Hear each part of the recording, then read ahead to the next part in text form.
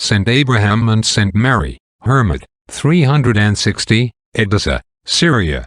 Abraham was a rich nobleman of Edessa.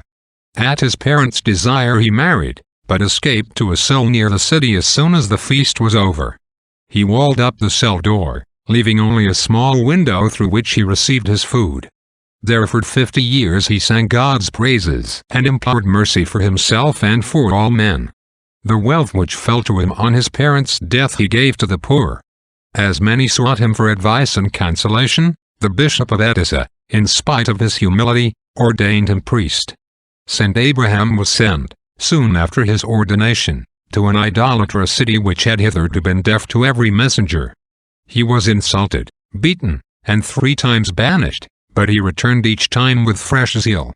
For 3 years he pleaded with God for those souls, and in the end prevailed.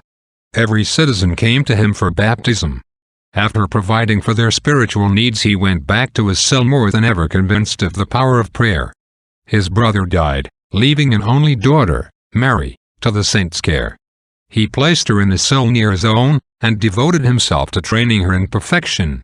After 20 years of innocence she fell, and fled in despair to a distant city, where she drowned the voice of conscience and sin. The saint and his friend Saint Ephraim prayed earnestly for her during 2 years. Then he went disguised to seek the lost sheep, and had the joy of bringing her back to the desert a true penitent. She received the gift of miracles, and her countenance after death shone as the sun.